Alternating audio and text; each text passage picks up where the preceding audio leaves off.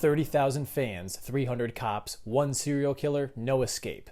That's the tagline for Trap, and quite frankly, I think it describes the premise pretty well. This movie comes to us from M. Night Shyamalan, and if you're a true cinephile, I can't imagine you don't know who this guy is. He's produced some of the greatest films ever made, at least in my opinion, but also some of the worst. It still is difficult to comprehend that this guy made Signs, Unbreakable, The Sixth Sense, but also made The Last Airbender and The Happening, After Earth as well. That was something. So I think it's safe to say that there's no director out there with a wider spectrum, a wider range of quality when it comes to his filmography.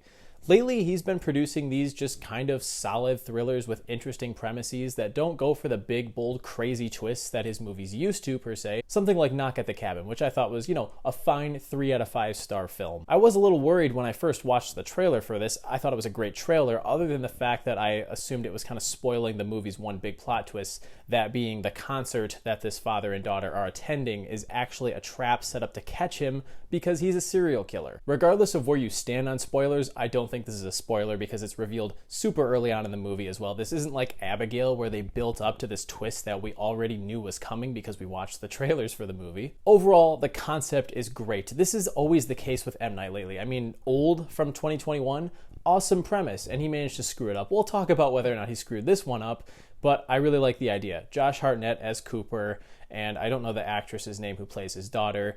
His daughter's name is Riley. They go to a Lady Raven concert. Lady Raven here is played by M. Night's daughter, Salika. A little bit of nepotism there, but I can't really complain because the music is actually pretty good. Like, I might actually search it up on Spotify and listen to it in a few days. Anyways, after noticing the larger than average police presence on the property, Cooper comes to the realization that this entire thing is a scheme to catch this serial killer known as the Butcher, and we discover that that is him. It's one of those cases where, yeah, he's a really bad dude, but you are kind of rooting for him at every turn because that's what keeps the movie going and it's what keeps it interesting. That's why I think the first half of this movie is actually pretty good because it's just him trying to act normal around his daughter and give her a good time, but also make sure that he has an escape plan because there are cops all over all these exits. There's no way to get out of this building without being searched. For instance, one of Cooper's first plans to escape is to pull the fire alarm and get out during the ensuing chaos. But he stole a police walkie earlier, and during the chatter, he's able to hear, yeah, this guy's going to try to create a chaotic scene in order to escape. He's going to make a bomb threat or pull a fire alarm, anything to cause a scene. So he must, divert from that plan and try to come up with something else. I like the creativity there. Also, I want to be very upfront with the fact that this movie is quite cheesy. It's very silly. The dialogue is messy, and I find that's a common thing with a lot of M. Night's films. And if you're a big fan of his, you probably already know that and are expecting that going into this.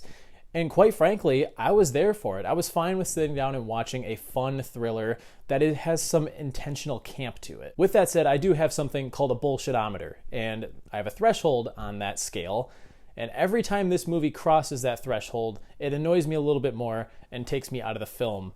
And I think it just crosses it a few too many times. For instance, early on in the movie, there's a scene where he steals a badge and sneaks into this backstage area where there is like a whole ass SWAT team explaining the plan on how they're going to flush this guy out.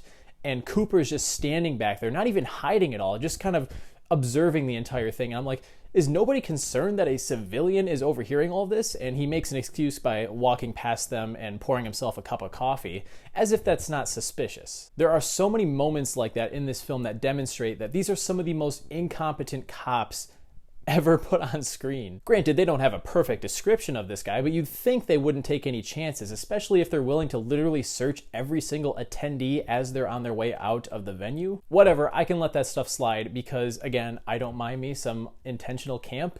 And Josh Hartnett's performance in this movie is great. I've never been like a massive fan of his performances, but he knows what kind of movie he's in here, and I think he delivers a pretty solid performance, one that totally is self-aware of what this movie's trying to be. Most of my issues with Trap pertain to the second half of the film, and actually there was a point during this where I was like, okay, this is probably where they're going to start to wrap things up. It looks like we're well into the third act now. I pulled out my phone and checked the time, and I was like, wait a minute, only an hour has gone by, and this is an hour and 40-minute long film. I'm going to keep this completely spoiler-free, but the second half of the movie does go in a different direction than the first half was leading me to believe it was going in, and it started to really test the limits of that bullshitometer that I mentioned earlier. I don't know, I feel like the movie started to take itself more seriously, but the dialogue was not up to standard to, sustain that. It's just contrivance stacked on top of contrivance on top of another contrivance, plot holes up the wazoo. You could pick apart so many things about the third act of this movie. It got to be too much for me, and I could understand people who really love all of M. Night's movies, and I know there are a fair share of people out there who are like that, who like even some of the most despised in his filmography. That might not bother you at all. You might like the third act of this movie more than the rest of it. But for me, the best part of it was when he was standing in that audience with his daughter, trying to keep a straight face on while also plotting his next escape attempt. That was what kept the movie fresh and interesting to me, and it kind of abandons that when it moves towards the end and devolves into generic schlock.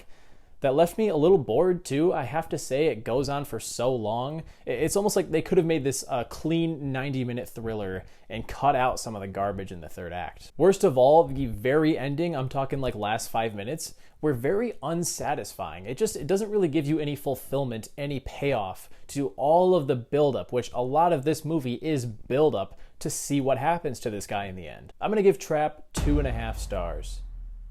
It's a mixed bag, and I'm so tempted to just give it a free pass and bump it up to a 3 because of how much I liked the first half. But there are too many things that the writers, Shyamalan included, overlooked when they were writing this, and I think if they took a little more time to really think about the logistics, so many of the things that characters could have done to instantly end the movie, I don't know, there were ways they could have worked around some of these plot holes. In terms of where it fits with M. Night's other movies, I would say it's somewhere smack dab in the middle, but I'd have to look at all of them, obviously, to rank them. So maybe I'll do that for a future video. These are just my thoughts on Trap. If you do see the film, be sure to drop down into the comments and let me know what you think. And while you're at it, let me know what your favorite M. Night movie is. If you want to see more content like this, be sure to hit that like button and subscribe while you're at it, and I'll catch you guys in the next one. See you later.